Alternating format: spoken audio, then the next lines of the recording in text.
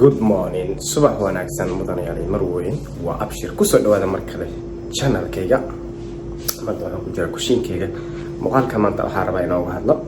full day of eating. Horta maalintii maxaa cunayaan ka hadli doonaa. Sidoo kale muuqaalka dhammaadkiisa waxaan hayaa announcement ama waxaan ka hadli doonaa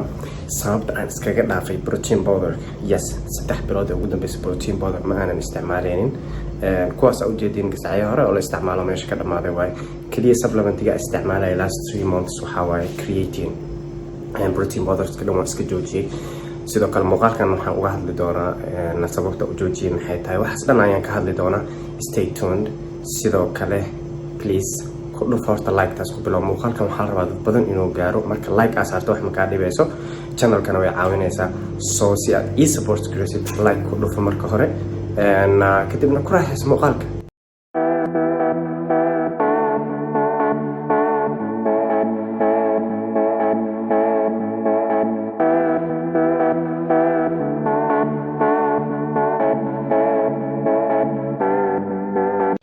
Okay, asxaabta quraacda waa diyaar. Sida arkaysan French toastigii aan kariyay. Waa arkaysan French toastiga waxaan ka sameeyay ukun iyo rooti oo la isdhex galishay oo kadib birta lagu dubay. kadib waxaan haysanaa liintan yariista liin macaanta liin babeelmadi yar oo kala waaye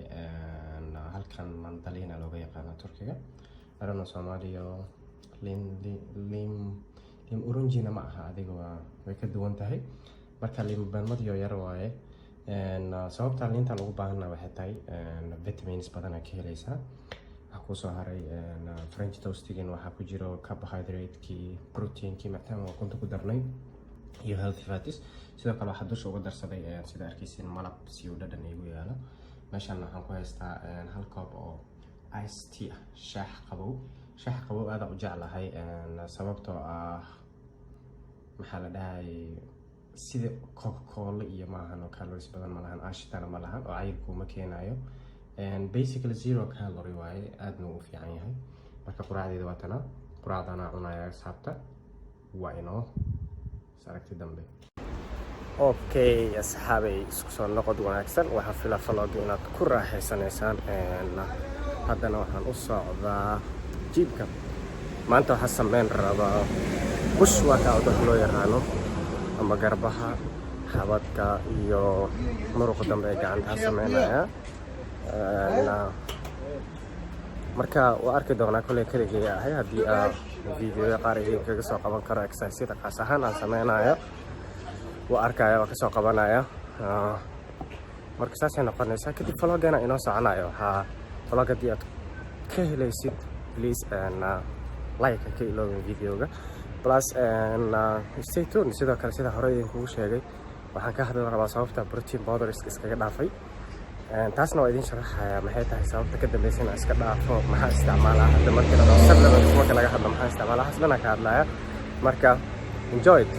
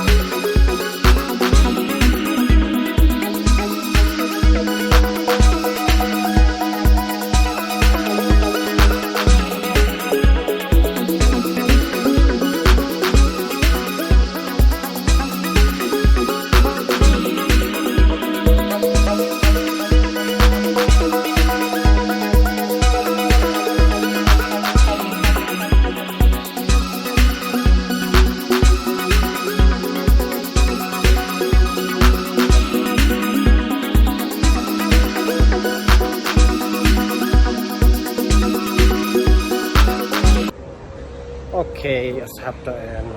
isku soo noqod wanaagsan sida arkaysa bushwalk aan soo sameeyay kaliya yara idin soo duubay laga yaabay quality ugu fiican inaysan ahayn oo aan galas fiican aan ka duubin laakiin taleefanka meel dhiganay maadaama aan iska duubayo muhiimaddu waxay ahayd inaad aragtaan yani jimicsiyada aan sameynaayo marka maanta waxaan xoogga saaraynay garbaha ama shoulderskan xoogga saaraynay maadaama oo يعني bush workout ay ahayd just iyo triceps kaliya laba exercise aan ka sameynay halka aan garbaha ka sameynay 4 exercise guud ahaan waxaan sameeyay 6 exercise ayaan sameeyay guud ahaan sidoo kale waxaan idin tusin oo aan sameeyay 10 daqiiqo oo yani birta inta bilaabin ka hor waxaan ku socday jaranjarada stairmasterka loo yaqaano 10 daqiiqo baaskiilan marka birta dhameeyay ayaan sameeyay waxaa ogaaday asxaabay waayahan dambe waagii hore waa ka baqi jiray cardio wax isdii jiraa haddii aad samaysid oo daily u samaysid yani waa caatoobaysa camal isdhihi jire laakiin markii dambe waxaa ogaaday in ay muhiim tahay yani cardio inaad samaysid sababtoo ah jirkaaga faad badan leh muruq fiican isku dari kartid taasaa ogaaday soo cardio dhan ma samay jirin adiga sanadkan leba cardio toos u bilaabo sanadkan wixii ka horreeyay cardio ma samay jirin birtaasun baa tumi jiray taasoo keeni jirtay inta badan yani aabiskayga inaysan aad u muuqanin laakiin waayahan dambe sida aad arkaysiin clipkan yara idin tusaya waayahan dambe shape-kayga aad u fiican yahay sababtana waxay ka imaanaysaa cardio-ga aan daily u sameynayo marka guys guriga tageena time for meal number 2 cuntada labaad idin tusaya okay asxaabta soo dhawaada mar kale vlogga ku soo dhawaada mar kale haddana waxaa idin tusaya waxaa la gaaray xilligii cuntadii labaad aan cuni lahaa aniga 4 times ayaan wax cunaa maalinkii marka cuntadayda labaad idin tusaya meeshan waxaan ku haysanaa oats oo lagu daray waxa yar oo madow arkaysan qarfiheel aan ku daray iyo canab iyo caano malab yarna oo dusha ugu darsaday 130 gram oo oatmeal ah waaye ama boorash sida u taqaanid halkan waxaan ku haystaa chicken breast 200 gram oo chicken breast ah marka cuntadayda labaad intaan ayay noqonaysaa guys marka waxaan is arki doonaa waxaan ka hadli doonaa sidaan hore idinkugu sheegay idinkaga ballan qaaday sababta protein powders kaga dhaafay next qaybtaas aan isku arkayna marka alright guys welcome back it's time for meal number 3 cuntadii saddexaad weeyaan sidaad arkaysaan meeshan waxaan ku haysanaa potatoes chicken iyo green fish marka cuntadeena saddexaad sidaan ay noqonaysaa next let's talk about sababta iskaga dhaafay protein isticmaalo taas ayaan ka hadli doonaa okay guys waxaan ka sheekeynayaa marka inta mealkayga saddexaad cunayo sababtii protein powder isticmaalkiisa iskaga dhaafay idin kaga sheekeynaya guys horta marka ugu horeyso I'm not saying ma dhahayo protein powder waxan waayo ma dhahayo laakiinse muhiimaddu waxay tahay adi ma kuu shaqeynaya yani adi markaa isticmaasha natiijo ma ku arkaysaa aniga protein powders isticmaalkooda waxa kaliya aan ku arkay waxaa waaye number 1 waxay iga dhigaan horta bloated markaa dhahay waxaa waaye qof maanta dhan waxaa noqonaya like aryeysan oo caloosha dhan ka fuursantaha ahaanaya markaa ayaga isticmaalayo sidoo kale murqahaygana way jilciyaan murqahaygana soft ay ka dhigaan markaa isticmaalaya sida darteeda iskaga dhaafay marka 3 bil ee ugu dambeysay kaliya waxaan isticmaalaya creatine iyo real food marka waan soonahay qof kasta markuu jim bilaabo wuxuu ka fikiraa protein noocee qaata protein noocee isticmaalaa marka guys I'm telling you marka ugu horeysa horta cuntada muhiima dietkiina ka fikira cuntadaas dietka isku dheelitirana cunto ka fikir kadib protein powder hadduu adig ku caawinayo protein powder sidiisa wuxuu ku yani ma laga maarmaa mar walba haddii aan enough protein aan cuntooyinkaaga ka helaysid dan uma baahnid laakiin asaga wuxuu kaa caawinayaa yani si fudud inaad proteinka lagaa raba ku gaartid so shake la waa qasana waa cabaysaa hadduu adiga kuu shaqeynayo isticmaal aniga ma dhaha protein powderka wax waa laakiin personal aniga shakhsi ahaan waxna migu soo kordhiyo murqahayga soft ay noqdaan soo wax aan natiijo ka keenaynin inaan qarash ku bixiso waa laga fiican yahay marka sidaa darteeda iskaga daayo ma ahan inaan dhahayo protein yaa la isticmaalin ciladu leeyahay ma ahan aan inta isticmaalayo waxa ku arkay kaliya saasaa kamid ahayd inaan bloated noqdo caloosha iga fuurto murqihii xoogaa inay soft ay noqdaan laakiin hadda idin tuso kilibyada hadda fasigayga the best it's ever been waaye markii ugu fiicneed waaye way jiraan xilliyo bulky ahaa laakiin fat badan aan lahaa hadda laakiin weightkaygana meel fiican u joogaa saasay tahay lean ahay haddana marka saas darteed hadda protein powders lama isticmaalo kaliya I take creatine is very important waxaa muscle fullnesskaaga murqahaaga inay full ahaadaan mar walba ayadaa ka mas-uula because creatineka murqahaaga dhexdooda ayuu biyo gelinayaa marka saas waa guys arrintaas aan rabay inaan idinla wadaago updatekaas last 3 months ma isticmaalaynin protein shake kaliya creatine isticmaalaya iyo food sida hadda aan muuqaalkan idinku tusayeen 4 times wax cunaa 4 meals with enough protein enough carbohydrates enough healthy fats and then I train and I take creatine and I'm really getting better sigaygu sii qurux badnaanaya marba ka dambeyso marka guys arrintaas aan rabay inaan idinla wadaago marka vloggan waa inoo soconaya sida aragteen meal 3 hadda ayaan kala tuurayaa waxaan isqaban doonaa meal 4 oo cuntada u dambeyso aan qaadanayo idin tusi doonaa marka vloggan waxaan filayaa inaad ku raaxaysatay haddii aad ku raaxaysatay if you're feeling generous on vlogga aad ka heshay please drop like comment waxyaaba kaaga bax maxay kamid comment soo qor asxaabtaada galan la wadaag yani channelka adinka iskala asxaabi hala kala kiciyo channelka like to comment share wax dhan iskugu dara channelka balaaya laga dhigo hawada hala geliyo kooda marka waxaan is arki doonaa meel number 4 ka qadan insha Allah okay asxaabta welcome back waxaa inoo socday vloggani markan waxaa idin tusayaa last meal waa 9 o'clock in the evening waaye cuntadeeda ugu dambeysa qaadanaya sidaan hore idinkugu sheegay 4 meals qaataa meeshan waxaan ku haysanaa egg white oo konta cad white cheese waxa loo yaqaano oo yani farmaajada cad ayadana more protein ah sidaan loogu helno iyo little bit of potatoes mid yar oo baradhada ku jira because habeen xilli dambe waaye you don't need many carbs maadaama seexanaysid marka ma gubeysid iyo qudaar si vitamins aan helno marka last meal kan uu noqonaya asxaabay kadibna vloggeeni waa soo xireynaa okay